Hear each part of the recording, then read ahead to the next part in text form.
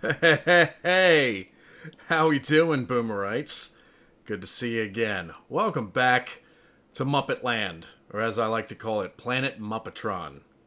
You are a part of Planet Muppetron, that is correct, because we're all Muppets. Now, I wanted to do a quick request before Queen Boomer gets home. So I am going into Discord and McAllister97. This one's for you, bud. He says, this is a good Kevin Bridges video. I can't remember if I've actually done a Kevin Bridges stand-up yet. I think I've done one, but it was so long ago I can't remember. So this will be a nice refresher course. And this video is titled, What If Facebook Was a Pub? So we get a nice good Scottish perspective on what Facebook would be like if it's a pub. So Kevin Bridges... This is from his channel, by the way, so if you haven't gone on to his channel and subscribed to Kevin Bridges, please do so. And call him a Muppet for me, will you? But I do remember the one clip I saw from Would I Lie to You where he bought a horse somewhere. I can't remember where, but that was pretty funny. But anyway, McAllister97, this request is for you, so have a good day, my man. And here we go. Let's see what Kevin Bridges has to say. All right. MSN Messenger, like that was the very first. That was the original social media, right? And that were easier days. Yeah, if somebody asked you to send a photograph of yourself on MSN Messenger, sorry, I don't have a scanner. Right? It was simpler time.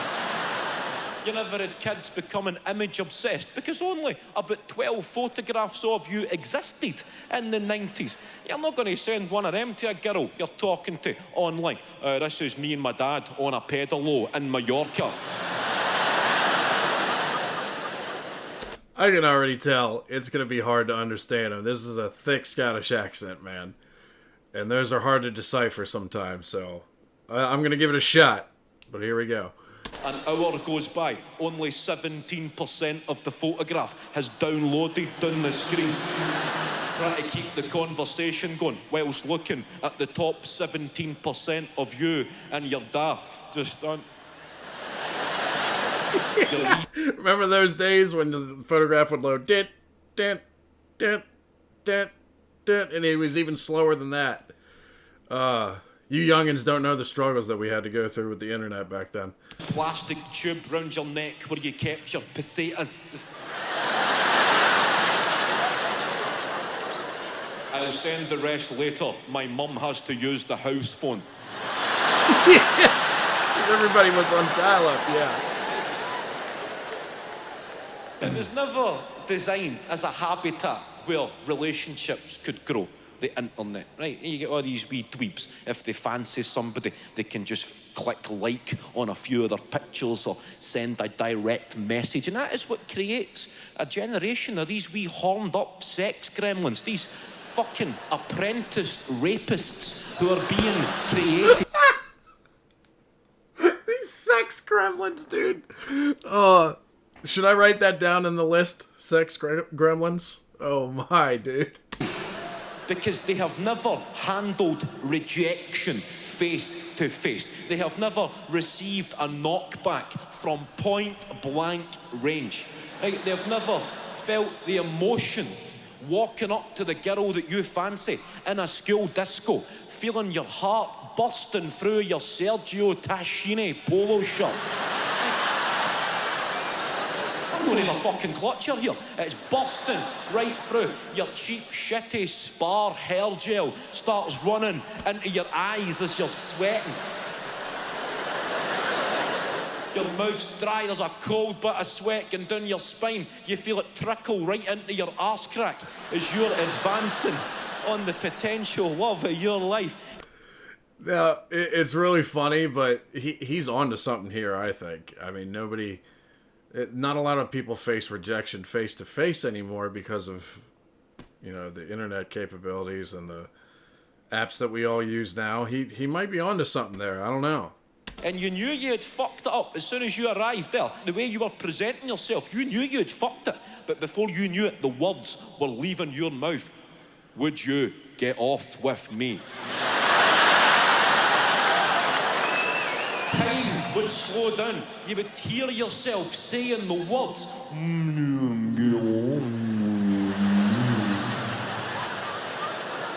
Hanging in there for the slight chance that she'll say yes, and it was always no. And it was painful, it was humiliating, it crushed you, but you had faced the fear. You never called her a bitch. You respected her decision. You respected yourself. You had conquered the fear. You were getting back in the game. Would any of your friends get off with me?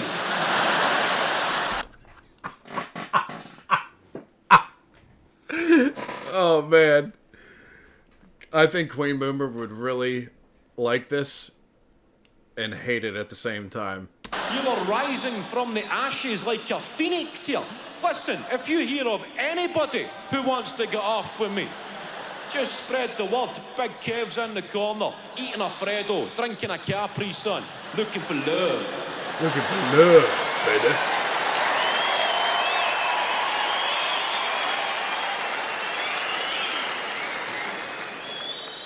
Fuck social media. It's time. The time is up. It's fucking destroying people's lives. Fuck it, right? We need a revolution. Or they at least need to stop calling it social media, in my opinion, because there's nothing social about it. Right? You don't want to socialise in these That's places. so true, if Facebook, hey, exactly. If Facebook was a pub, you would probably have a look around and go, it's full of pricks in here. Let's go somewhere else. Yes. I don't know, man. Of all the apps that basically all of us use, I hate Facebook is near the top of the list, man. I think I'd probably put Snapchat at number one, my most hated social media tools or apps or whatever you want to call them. But Facebook is probably number two. Yeah, I totally agree. Right. Simple as that. As soon as you view it in those terms, the illusion disappears and it's a lot more straightforward to disconnect. If your Facebook page was a pub, would you sit in a pub? A guy you went to school with trying to sell Herbalife, would you sit in that fucking pub? Right. Your second cousin who wants to be a blogger and she can only speak to people in inspirational quotations, would you sit in that fucking pub? Well, guys, I just believe that yesterday is history and tomorrow is a mystery. You know,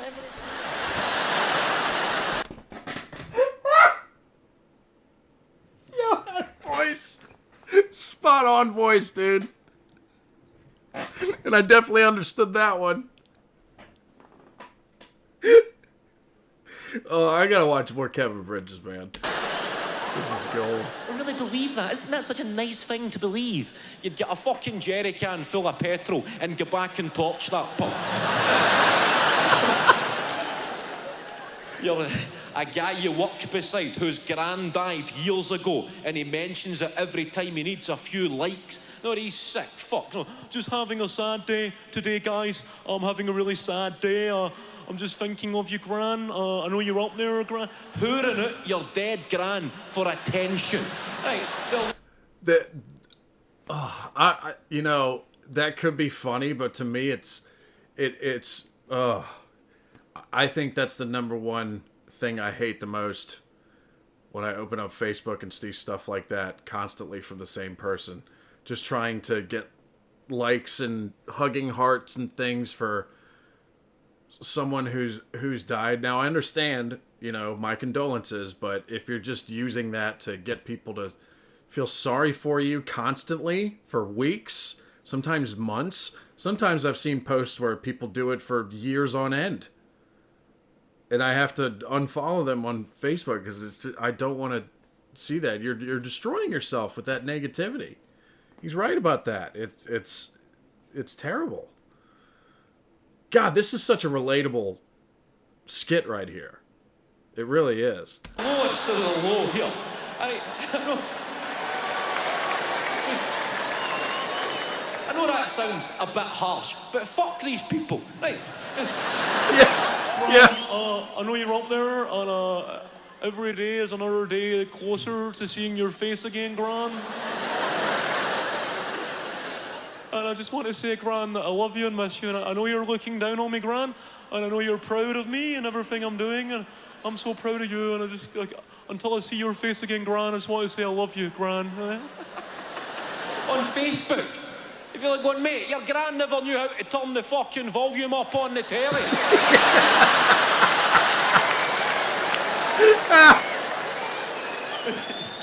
When she was alive, she never knew how to put the central heating on.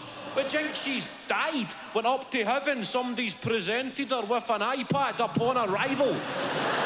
Think your Gran's done a IT course. Think there's courses in heaven to pass the time since it is eternal. There was like 5 seconds of that.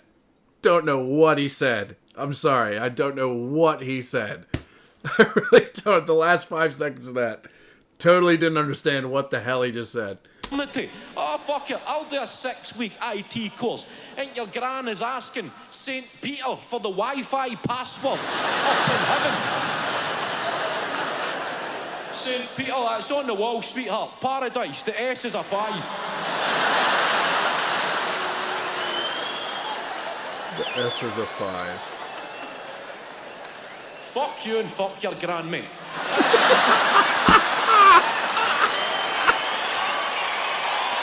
Oh, man. Oh, that was great. That was great. That was one of the most relatable sketches I've ever seen. Wow, I wasn't expecting to like it that much.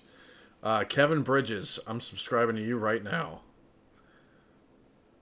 So, yeah, hop on over to his channel and subscribe to his channel. If I see a stand-up comedian who I'm reacting to and I see that the video came straight from their channel, then I always put it in the link for it in the description below my reaction video, so you guys can support them too. But this was such a relatable sketch. I use social media. I've got a personal Facebook, but I've got 2 Instagrams, one for the channel. I've obviously got a YouTube channel, Patreon. What else do I have? Now I got a Twitch. By the way, there's going to be a link to Twitch below if you guys want to see my gaming content that I'm going to be putting up. But, and I have Snapchat, but I haven't used it in months. But I'm probably just going to delete Snapchat because that's the most hated one. Because if you look in the suggested thing, it's basically all just like, look at what this porn star is doing. It's like, I could give a shit,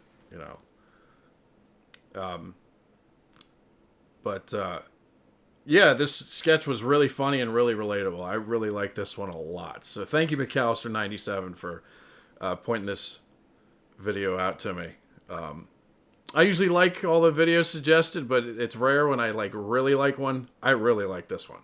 So anyway, let me guys know what you guys thought about this in the comments, and if there's a Scottish translator that can help me out with some of this stuff, let me know about that too. Anyway, like, subscribe, do whatever you guys want. I'm King Boomer. You guys stay safe out there and have a great day. Peace out, everybody.